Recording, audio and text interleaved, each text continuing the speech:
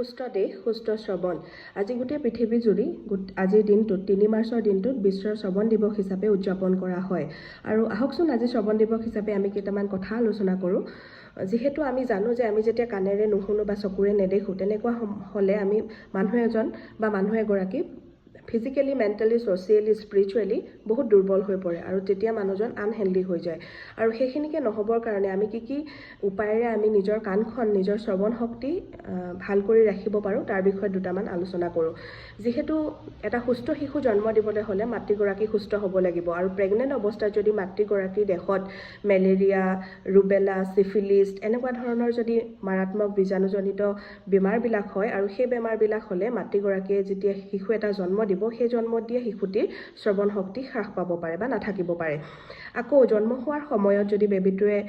jaundice হয় বহুত বেছি পৰিমাণে জণ্ডিছ যেতিয়া হয় বা বাৰ্থ এক্সপেক্টিয়া হয় ল' বাৰ্থ ৱেইট হয় প্ৰিটাৰ্ম ডেলিভাৰী হয় এনেকুৱা সময়ত এনেকুৱা জটিলতাবিলাক থাকিলেও শিশুটি শ্ৰৱণ শক্তি হ্ৰাস পাব পাৰে সেইটো কাৰণে এনেকুৱা যদি সমস্যাৰ আপোনাৰ শিশুটিৰ হয় তেতিয়াহ'লে লতাতৈয়াকৈ আমি কোনো ডক্টৰৰ ওচৰত চেকআপ কৰিব পাৰোঁ কাৰণ কিয় 5 বছৰৰ ভিতৰলৈকে আমি শ্ৰৱণ শক্তিৰ যদি হ্ৰাস থাকে সেই আমি এটা ককলিয়াৰ ৰিপ্লেচমেণ্ট থেৰাপিৰ জৰিয়তে আমি আকৌ শ্ৰৱণ শক্তি ঘূৰাই আনিব পাৰোঁ কিন্তু 5 বছৰৰ পিছত এই অপাৰেশ্যন কৰিবলৈ অকণমান অসুবিধা এতিয়া যদি সেই অপাৰেশ্যন কৰা হয় চৰকাৰৰ ফালৰ পৰাও বহুত ধৰণৰ সা সুবিধা দি থকা হয় আৰু যদি আমি চাওঁ এটা শিশু যেতিয়া জন্ম হোৱাৰ 2 বছৰলৈকে তেওঁ যেতিয়া গ্ৰথ এণ্ড ডেভেলপমেণ্টটো হৈ থাকে 2 বছৰলৈকে যদি ল'ৰা এটাই বা ছোৱালী এজনীয়ে কথা নকয় তেতিয়াহ'লে আমি গম পাব লাগিব আমি অনুমান কৰিব লাগিব যে আমি এটা হেল্থ চেকআপ কৰিবলৈ যাব লাগে কাৰণ কেলে আমি এনেকৈ কৈ থাকিলে নহয় যে ময়ো কম দিনৰ ভিতৰতে কথা পাতিছিলোঁ দেউতাকেও বেছি দিনৰলৈকে কথা কোৱা নাছিল এনেকুৱাবিলাক কথা ভাবি থকাতকৈ এটা হেল্থ চেকআপ কৰাটো নিতান্তই জৰুৰী কাৰণ 2 বছৰৰ ভিতৰত যদি ল'ৰাটোৱে বা ছোৱালীজনীয়ে কথা ক'বলৈ নিশিকে তেওঁ ছ'চিয়েলি বহুত আইচোলেটেড হৈ যায় সেইকাৰণে আমি এই ক্ষেত্ৰত খুব গুৰুত্ব প্ৰদান কৰিব লাগে আৰু নিজৰ কাণখনক আমি যদি ঠিক কৰি ৰাখিব লাগে আমি কি কৰিব নালাগিব আমি খুব হাই পিচ চাউণ্ডৰ পৰা নিজকে আঁতৰাই ৰাখিব লাগিব আজিকালি ডিজে কনচাৰ্ট যিকোনো ধৰণৰ পূজা পাৰ্বণতো আমি দেখা যায় বহুত ডাঙৰ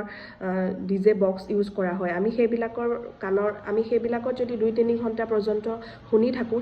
সেইবিলাকে আমাৰ কাণৰ টিম্পেটিক মেমব্ৰেইনখন একেবাৰে দুৰ্বল কৰি তুলিব পাৰে সেইটো কাৰণে হাই পিচ চাউণ্ডৰ পৰা আমি লাউড নইজৰ পৰা সদায় আঁতৰাই ৰাখিব লাগে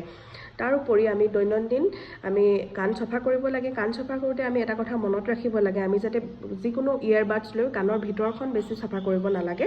যিখিনি ৱেক্স আছে সেইখিনি গা ধোৱাৰ সময়ত নিজে ওলাই আহিব আৰু সৰু শিশুৰ ক্ষেত্ৰত যদি আমি চাওঁ যিহেতু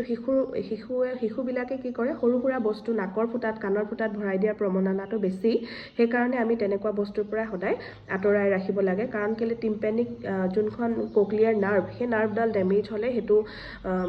সেইটো ৰিপেয়াৰ আৰু নহয় সেইটো কাৰণে আমি সেইবিলাক ক্ষেত্ৰত সতৰ্ক হ'ব লাগিব পিতৃ মাতৃ হিচাপে কিছুমান বেমাৰৰ মেডিচিন যেনেকৈ টাইফইড মেলেৰিয়া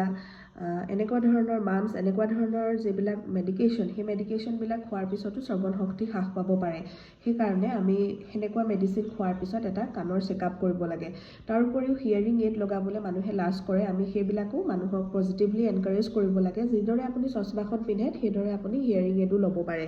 যিহেতু এনেকুৱা দিন এটা উদযাপন কৰাটোৱে স্বাস্থ্যকৰ্মী হিচাপে আমাৰ কাম্য নহয় আমি সজাগ কৰাটো আমাৰ এটা দায়িত্ব সেইটো কাৰণে মোৰ ফেচবুকৰ জৰিয়তে মই মোৰ মানুহখিনিক এই দুটামান বাৰ্তা জনালোঁ আপোনালোকে যদি কিবা অলপ হ'লেও বুজি পাইছে আপোনালোকে কমেণ্ট কৰি জনাবলৈ নাপাহৰিব ধন্যবাদ